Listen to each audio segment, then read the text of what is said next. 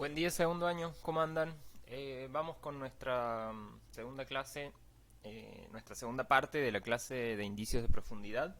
Les voy a hacer una devolución de los trabajos que subieron al foro en la plataforma vieja y vamos a ver algunos ejemplos con imágenes para seguir entendiendo y observando, afinando un poco la mirada en relación a estos indicios de profundidad o indicadores espaciales. También se les dice así, indicadores espaciales.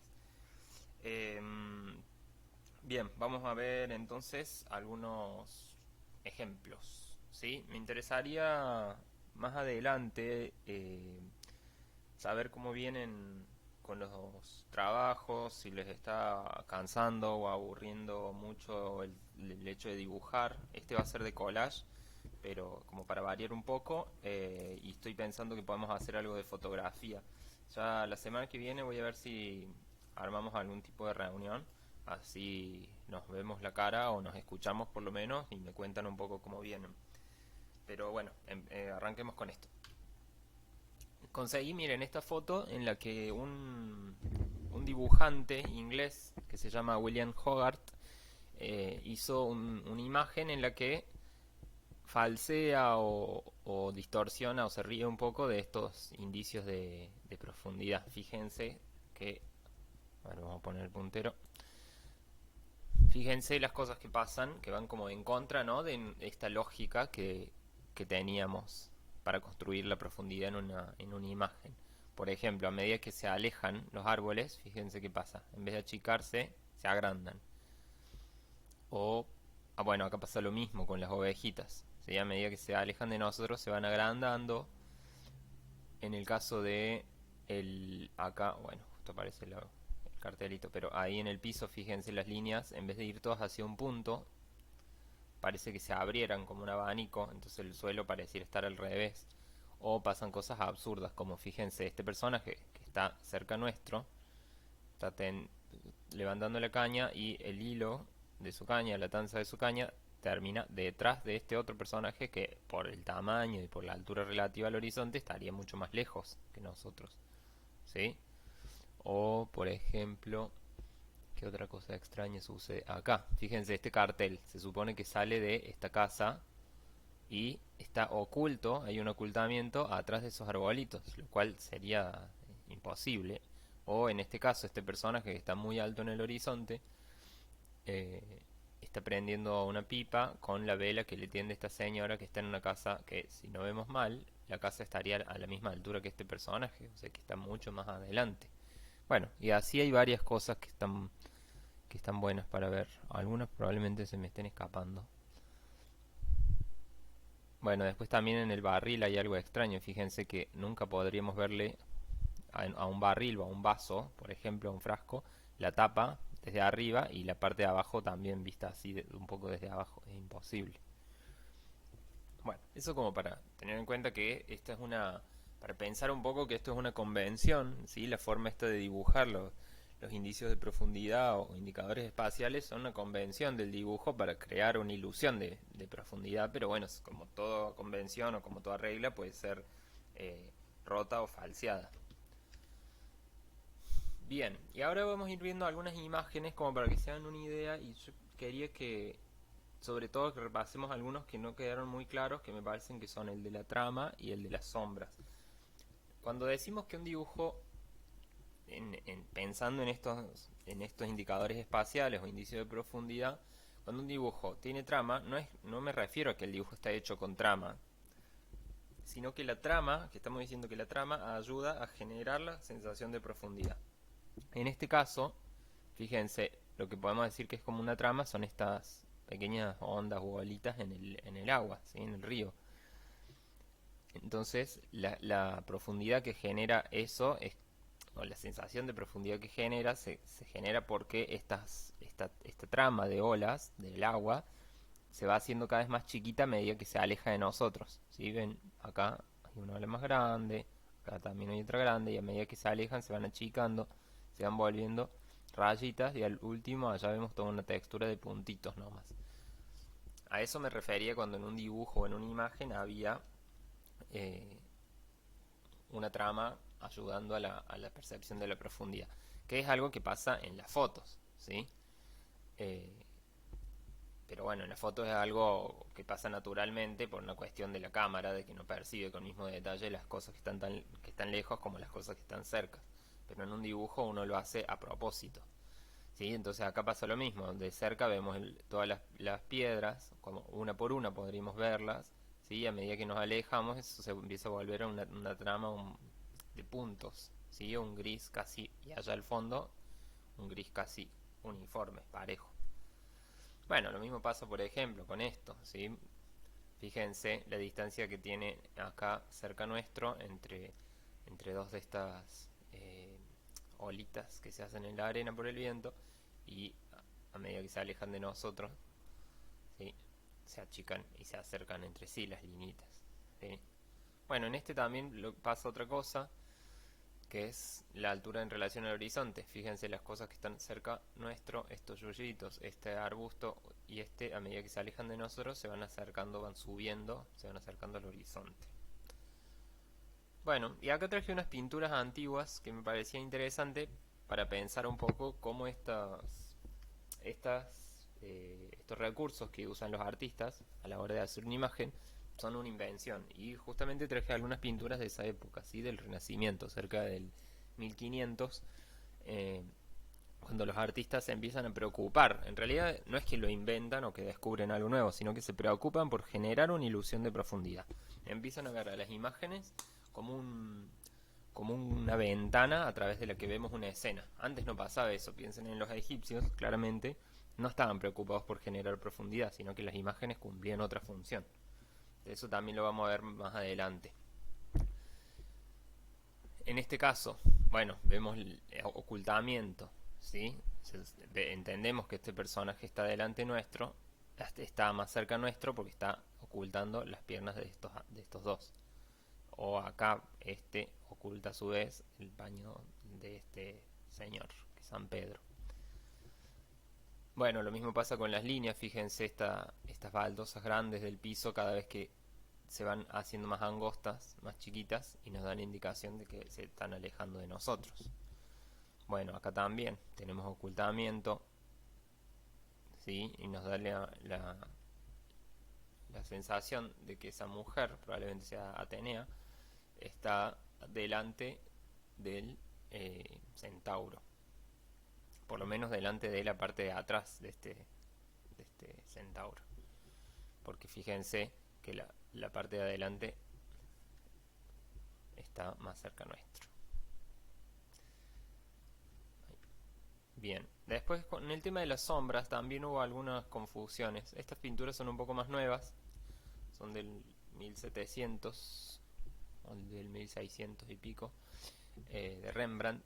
Fíjense, cuando decimos que la luz o la sombra ayuda a generar profundidad, no es en el caso, ya van a ver, de la sombra proyectada, cuando por ejemplo eh, un árbol, ¿sí? Proyecta una sombra, sino que lo que me refería con la sombra era que las zonas iluminadas, sí, capaz está mal puesto el nombre del índice de profundidad, pero las zonas iluminadas aparecen como más cerca nuestro, por una cuestión de visibilidad, ¿sí? Se ven como que están más cerca nuestro, o en este caso, ven las zonas iluminadas, se ven adelante de las zonas oscuras, las zonas en sombra, a eso me refería. Y en el caso de los árboles, que muchos habían puesto un par de ejemplos en donde aparecían árboles, fíjense que las zonas iluminadas también ayudan a generar volumen, a ver como este volumen de hojas y ramas que está delante de esta zona o esta parte de los troncos, ¿sí? Ese tipo de sombra me refería, no a la sombra proyectada, es decir, no a la sombra que, por ejemplo, tiraría este árbol para atrás, ¿sí? Que supongamos que el sol viene de este lado, para acá atrás habría una sombra, ¿sí? Ese tipo de sombras no ayudan a construir profundidad, sí a construir espacio, ¿no? Acá, por ejemplo, esa sombra ahí abajo nos da la sensación de que este tronco está levantado, pero no es tanto la sensación de profundidad. Lo mismo que acá, fíjense, toda esta parte que tiene muy iluminada las ramas o los troncos, ¿sí? Las vemos como adelante de esa otra parte que están en la oscuridad. Bueno, eso.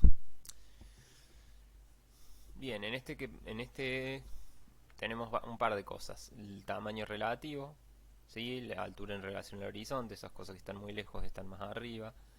Tenemos la del piso de baldosas, ¿sí? Que podemos decir que hay una perspectiva lineal, porque se ven las líneas, o podemos seguir esas líneas del piso que van y convergen a algún punto acá en el horizonte. O lo podemos ver como una textura que a medida que se aleja de nosotros se achica y se hace más apretada.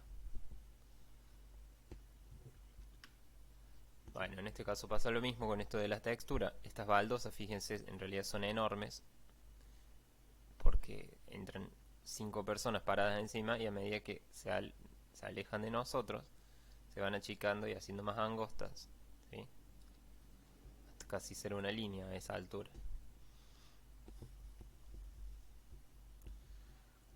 Bueno, en esta se van a ver, o se deben estar dando cuenta que esta gente del Renacimiento de esa época del 1500 se hizo media adicta a dibujar con perspectiva. Entonces todo lo encajaban en una perspectiva. Fíjense, en este caso es muy extremo. Todo, las cabezas de los comensales, el edificio ese todo, las columnas, todo apunta a ese centro en donde estaríamos nosotros parados mirando, ¿sí? Hay como una exageración ya de ese recurso. Y esta pintura que es muy conocida, eh, que también es una de las primeras en donde se usa de forma tan marcada esta perspectiva, ¿sí? Fíjense acá en este gráfico se ven como todas las líneas de la imagen coinciden exactamente en ese personaje del medio y está a la altura de la línea de horizonte, es decir, que está a la altura de nuestra vista. Y nosotros estaríamos parados exactamente al medio, con los ojos a la altura del punto de fuga. Que eso no es casual, no es que solo les gustaba generar esa ilusión de profundidad y perspectiva, sino que todo eso sirve para que nuestra mirada se centre en este personaje, que era sin duda el personaje más importante de la pintura.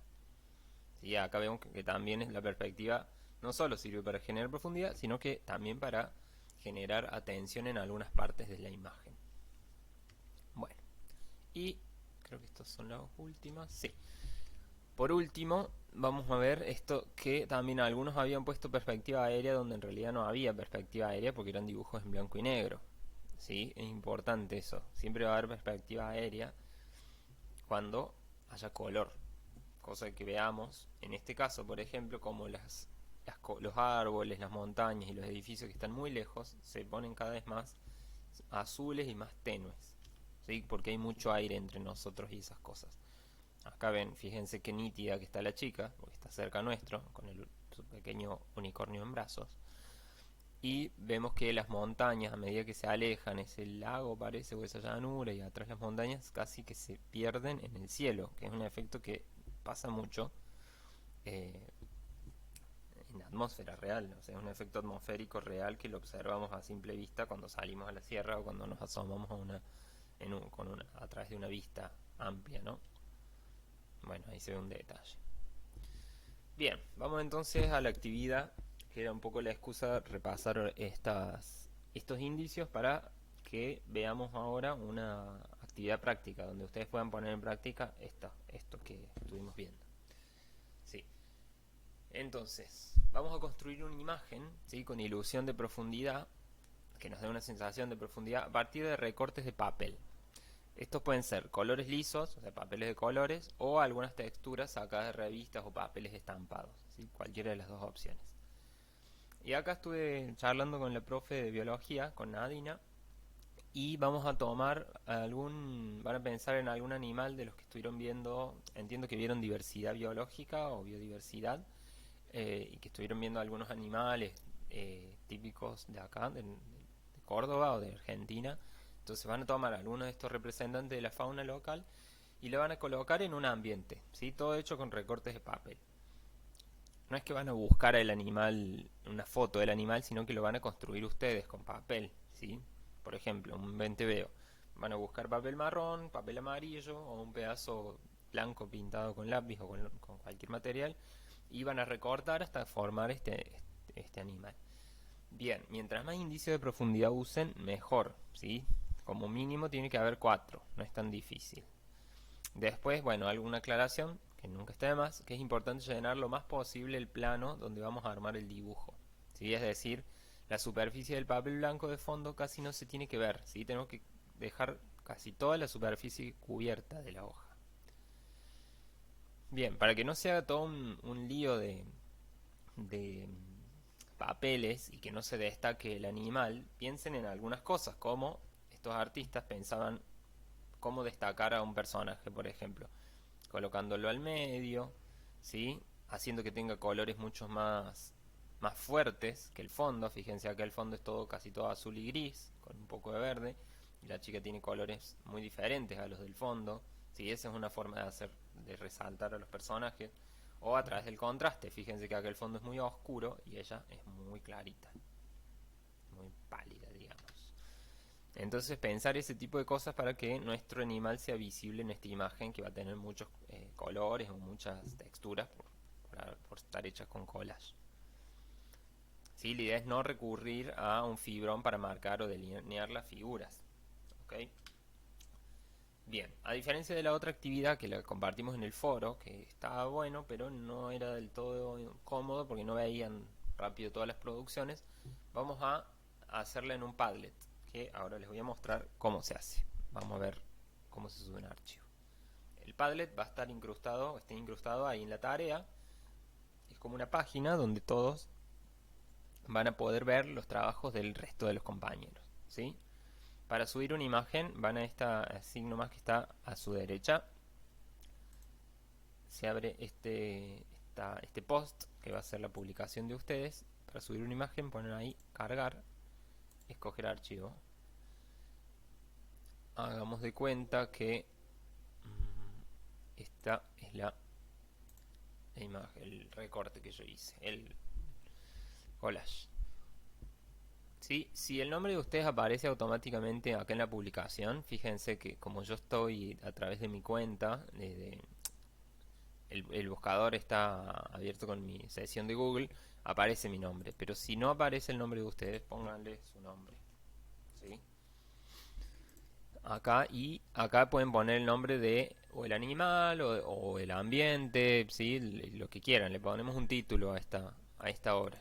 Probablemente después continuemos con estos trabajos y pensemos algo más en relación a esto. Así que nada, está bueno que los hagan con esmero, complejos, ¿sí? Usando muchos colores, muchos papeles diferentes. Entiendo que están súper cansados, volvamos acá, de la computadora, así que van a disfrutar mucho trabajando en papel, recortando, tomándose su tiempo en hacer eso. Bueno, voy a tratar entonces de organizar para que nos juntemos la semana que viene y charlemos un poco. De todas formas, estos trabajos se presentan la semana que viene. Vamos viendo si les está llevando mucho tiempo, lo están haciendo o están muy cargados de tareas, lo podemos ver la entrega para más adelante. Pero para mí con una semana para hacer esto estamos bien. Bueno, eso es todo por hoy y cualquier cosa me escriben al correo o a un mensaje a través del aula virtual. Nos vemos.